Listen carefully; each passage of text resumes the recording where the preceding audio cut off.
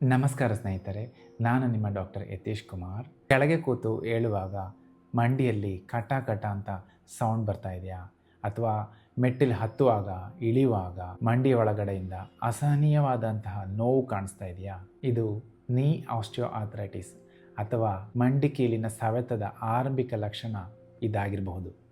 ಭಾರತದಲ್ಲಿ ಕೋಟ್ಯಾಂತರ ಜನಗಳು ಈ ಸಮಸ್ಯೆಯಿಂದ ಬಳಲ್ತಾ ಇದ್ದಾರೆ. ಆದರೆ ಸರಿಯಾದ ಸಮಯದಲ್ಲಿ ಇದರ ಬಗ್ಗೆ ಮಾಹಿತಿಯನ್ನು ತಿಳ್ಕೊಂಡ್ರೆ ನಾವು ಸರ್ಜರಿ ಇಲ್ಲದೆ ನಿಮ್ಮ ಮಂಡಿಗಳನ್ನು ಕಾಪಾಡಿಕೊಳ್ಳಬಹುದು. ಇವತ್ತಿನ ವಿಡಿಯೋದಲ್ಲಿ ಈ ನೀ ಆಸ್ಟಿಯೋ ಆರ್ಥರೈಟಿಸ್ ಅಂದರೆ ಏನು, ಇದು ಯಾರಿಗೆ ಬರುತ್ತೆ ಮತ್ತು ಇದರ ಕಂಪ್ಲೀಟ್ ಟ್ರೀಟ್ಮೆಂಟ್ ಆಪ್ಷನ್ಸ್ ಏನು ಅಂತ ಸರಳವಾಗಿ ತಿಳಿಯೋಣ.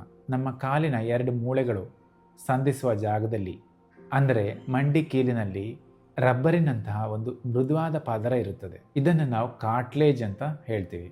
ನಾವು ನಡೆಯುವಾಗ, ಓಡುವಾಗ ಈ ನಮ್ಮ ಮೂಳೆಗಳು ಒಂದಕ್ಕೊಂದು ಘರ್ಷಣೆ ಆಗದಂತೆ ತಡೆಯುತ್ತದೆ. ಇದು ಶಾಕ್ ಅಬ್ಸರ್ಬರ್ ತರಹ ಇದು ಕೆಲಸ ಮಾಡುತ್ತದೆ. ಆದರೆ ನಮಗೆ ವಯಸ್ಸಾಗ್ತಿದ್ದಂಗೆ ಅಥವಾ ನಮ್ಮ ಬಾಡಿ ವೆಯ್ಟ್ ಅಥವಾ ತೂಕ ಜಾಸ್ತಿ ಇದ್ದಾಗ ಏನಾಗುತ್ತೆ ಅಂದರೆ ಈ ಕಾರ್ಟ್ಲೇಜ್ ಕ್ರಮೇಣವಾಗಿ ಅದು ಸವತ್ತು ಹೋಗೋಕ್ಕೆ ಸ್ಟಾರ್ಟ್ ಆಗುತ್ತೆ. ಕಾರ್ಟ್ಲೇಜನ್ನು ಈ ಪದರ ಸಂಪೂರ್ಣವಾಗಿ ಸವತ್ತು ಹೋದಾಗ ಏನಾಗುತ್ತೆ ಅಂದರೆ ಮೂಳೆಗಳು ನೇರವಾಗಿ ಒಂದಕ್ಕೊಂದು ಉಜ್ಜಿಕೊಳ್ಳುತ್ತವೆ. ಇದನ್ನೇ ನಾವು ಆಸ್ಟಿಯೋಆರ್ಥರೈಟಿಸ್ ಎನ್ನುತ್ತೇವೆ. ಇದರಿಂದ ಮಂಡಿಯಲ್ಲಿ ಊತ, ಮಂಡಿ ನೋವು, ಜೋ ಹಿಡಿಯೋದು ಇದೆಲ್ಲ ಶುರು ಆಗುತ್ತೆ. ಈ ಸಮಸ್ಯೆ ಒಂದೇ ದಿನ ಬರುವುದಿಲ್ಲ. ಇದು 4 ಹಂತಗಳಲ್ಲಿ ಇದು ಬೆಳೆಯುತ್ತೆ. ಈ ಹಂತ 1 ಅಥವಾ ಹಂತ 2 ಇದು ಆರಂಭಿಕ ಹಂತಗಳು. ಇದರಲ್ಲಿ ಹೇಗಾಗುತ್ತೆ ಅಂದರೆ ಇದರಲ್ಲಿ ನೋವು ಭಾಳ ಲಘುವಾಗಿರುತ್ತೆ. ಬೆಳಗ್ಗೆ ಎದ್ದಾಗ ಮಂಡಿ ಒಂಥರ ಜಾಮ್ ಅನಿಸ್ದಂಗೆ ಅನಿಸುತ್ತೆ. ಸ್ವಲ್ಪ ದೂರ ನಡೆದ್ರೆ ಸರಿಯಾಗುತ್ತೆ. ಮತ್ತು ಕೂತು ಹೇಳುವಾಗ ಮಂಡಿ ಒಳಗಡೆ ಶಬ್ದಗಳು ಬರೋ ಸ್ಟಾರ್ಟ್ ಆಗುತ್ತೆ. ಟಕ ಟಕ ಅಂತ ಶಬ್ದ ಬರುತ್ತೆ.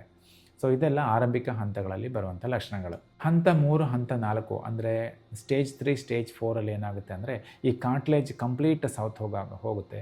ನಾನು ಆವಾಗಲೇ ಹೇಳಿದಾಗೆ ಮೂಳೆಗಳು ನೇರವಾಗಿ ಉಜ್ಜಕ್ಕೆ ಸ್ಟಾರ್ಟ್ ಆದಾಗ ಈಗ 5 ನಿಮಿಷ ನಡೆಯೋಕ್ಕೂ ಆಗಲ್ಲ, ನಿಲ್ಲಕ್ಕಾಗಲ್ಲ, ಸ್ಟೆಪ್ಸ್ ಹತ್ತಕ್ಕಾಗಲ್ಲ, ಈ ಥರದ್ದೆಲ್ಲ ಪ್ರಾಬ್ಲಮ್ಸ್ಗಳು ಬರುತ್ತೆ.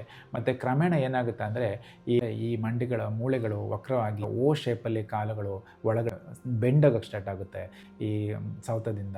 ಭಾಳಷ್ಟು ಜನ ನನ್ನ ಹತ್ರ ಬಂದು ಕೇಳ್ತಾರೆ, ಆಸ್ಟಿಯೋಆರ್ಥರೈಟಿಸ್ ಅಂದ ಕೂಡಲೇ ಡಾಕ್ಟ್ರೇ ಇದಕ್ಕೆ ಸರ್ಜರಿ ಮಾಡಬೇಕಾಗುತ್ತಾ ಅಂತ.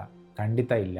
ನೀವು ಆರಂಭಿಕ ಹಂತದಲ್ಲಿದ್ದರೆ ಈ 3 ಸರಳ ಕ್ರಮಗಳಿಂದ ಇದನ್ನು ನಾವು ಕಂಟ್ರೋಲ್ ಮಾಡ್ಬೋದು. ಮೊಟ್ಟ ಮೊದಲನೇದು ತೂಕ ನಿಯಂತ್ರಣ. ನೆನಪಿಡಿ, ನಮ್ಮ ದೇಹದ ತೂಕ 1 kg ಜಾಸ್ತಿ ಆದರೆ ಸಾಕು, ನಮ್ಮ ಮಂಡಿ ಮೇಲೆ 4 kgಯಷ್ಟು ಒತ್ತಡ ಬೀಳುತ್ತೆ. ಹಾಗಾಗಿ ನಾವು ತೂಕ ಕಡಿಮೆ ಮಾಡ್ಕೊಳ್ಳೋದು ಮೊದಲ ಆದ್ಯತೆ ಆಗಿರುತ್ತೆ. ಎರಡನೇದಾಗಿ ಫಿಸಿಯೋಥೆರಪಿ ಮತ್ತು ವ್ಯಾಯಾಮಗಳು. ನಿಮ್ಮ ತೊಡೆಯ ಸ್ನಾಯುಗಳನ್ನು ಅಥವಾ ಕ್ವಾಡ್ರಿಸೆಪ್ಸ್ ಮಸಲ್ಸ್ ಅಂತ ನಾವೇನು ಹೇಳ್ತೀವಿ, ಈ ಮಸಲ್ಸ್ಗಳನ್ನು ಬಲಪಡಿಸುವಂಥ ಸರಳ ವ್ಯಾಯಾಮಗಳನ್ನು ಮಾಡೋದ್ರಿಂದ ಮಂಡಿ ಮೂಳೆಯ ಮೇಲಿನ ಲೋಡ್ ಕಡಿಮೆ ಆಗುತ್ತೆ. ಮೂರನೇದಾಗಿ ಸಪ್ಲಿಮೆಂಟ್ಸ್ ಮತ್ತು ಇಂಜೆಕ್ಷನ್ಸ್. ನಿಮ್ಮ ವೈದ್ಯರ ಸಲಹೆ ಮೇರೆಗೆ ಕಾರ್ಟ್ಲೇಜ್ನ ಆರೋಗ್ಯ ವರ್ಧಿಸುವಂತಹ ಔಷಧಗಳು, ಸಪ್ಲಿಮೆಂಟ್ಸ್ಗಳನ್ನು ತಗೊಳ್ಳೋದ್ರಿಂದ ಆರಂಭಿಕ ಹಂತದಲ್ಲಿದ್ದರೆ ಮಂಡಿಗೆ ನೀಡುವಂತಹ ಇಂಜೆಕ್ಷನ್ಗಳ ಮೂಲಕ ನಾವು ನೋವನ್ನು ಕಡಿಮೆ ಮಾಡ್ಕೋಬಹುದು. ಒಂದು ವೇಳೆ ಈ ಆಸ್ಟಿಯೋಆರ್ಥರೈಟಿಸ್ 4ನೇ ಹಂತ ತಲುಪಿದರೆ ಅದರಲ್ಲಿ ಯಾವುದೇ ಔಷಧಿ ಅಥವಾ ವ್ಯಾಯಾಮಗಳು ಇದರಲ್ಲಿ ಫಲಪ್ರದ ಆಗದೇ ಇದ್ದಾಗ, ಪ್ರತಿನಿತ್ಯದ ಕೆಲಸಗಳು ನಮಗೆ ನರಕದಂತಾಗಿದೆ ಅಂದಾಗ ನಮಗೆ ಕೊನೆಯ ದಾರಿ ಇರೋದು ಟೋಟಲ್ ನೀ ರಿಪ್ಲೇಸ್ಮೆಂಟ್ ಅಥವಾ ಮಂಡಿ ಕೀಲು ಬದಲಾವಣೆ ಸರ್ಜರಿ. ಈಗಿನ ಆಧುನಿಕ ಯುಗದಲ್ಲಿ ರೋಬೋಟಿಕ್ ಸರ್ಜರಿ ಮತ್ತು ಸ್ಮಾರ್ಟ್ ಇಂಪ್ಲಾಂಟ್ಗಳು ಇರೋದರಿಂದ ಈ ಒಂದು ಸರ್ಜರಿ ಭಾಳ ಸುರಕ್ಷಿತವಾಗಿದೆ. ಸರ್ಜರಿ ಆದ ಕೆಲವೇ ದಿನಗಳಲ್ಲಿ ರೋಗಿಯು ತನ್ನ ಸ್ವಂತ ಕಾಲಿನ ಮೇಲೆ ನಡೆದು ಮನೆಗೆ ಹೋಗ್ಬೋದು. ಸೊ ಫ್ರೆಂಡ್ಸ್, ಮಂಡಿ ನೋವನ್ನು ಸಾಮಾನ್ಯ ವಾತ ಅಂತ ನಿರ್ಲಕ್ಷ್ಯ ಮಾಡಬೇಡಿ. ಆರಂಭದಲ್ಲೇ ನೀವು ಎಚ್ಚೆತ್ತುಕೊಂಡ್ರೆ ನಿಮ್ಮ ನೈಸರ್ಗಿಕ ಮಂಡಿಗಳನ್ನು ನೀವು ದೀರ್ಘಕಾಲದವರೆಗೆ ಅದನ್ನು ಕಾಪಾಡಿಕೊಂಡು ಹೋಗ್ಬೋದು. ನಿಮಗೇನಾದರೂ ಮಂಡಿ ನೋವಿನ ಸಮಸ್ಯೆ ಇದ್ದರೆ ನಿಮ್ಮ ಲಕ್ಷಣವನ್ನು ಕೆಳಗಡೆ ಕಮೆಂಟ್ನಲ್ಲಿ ತಿಳಿಸಿ. ಈ ಮಾಹಿತಿ ನಿಮಗೆ ಉಪಯುಕ್ತ ಅನಿಸಿದರೆ ಲೈಕ್ ಮಾಡಿ, ನಿಮ್ಮ ಪೋಷಕರಿಗೆ, ಫ್ರೆಂಡ್ಸಿಗೆ ಅದನ್ನು ಶೇರ್ ಮಾಡಿ. ಇಂತಹದೇ ಹೆಲ್ತ್ ಅಪ್ಡೇಟ್ಸ್ಗಳಿಗಾಗಿ ನಮ್ಮ ಚಾನಲ್ಗೆ ಸಬ್ಸ್ಕ್ರೈಬ್ ಮಾಡಿ. ಆರೋಗ್ಯವಾಗಿರಿ. ಧನ್ಯವಾದಗಳು.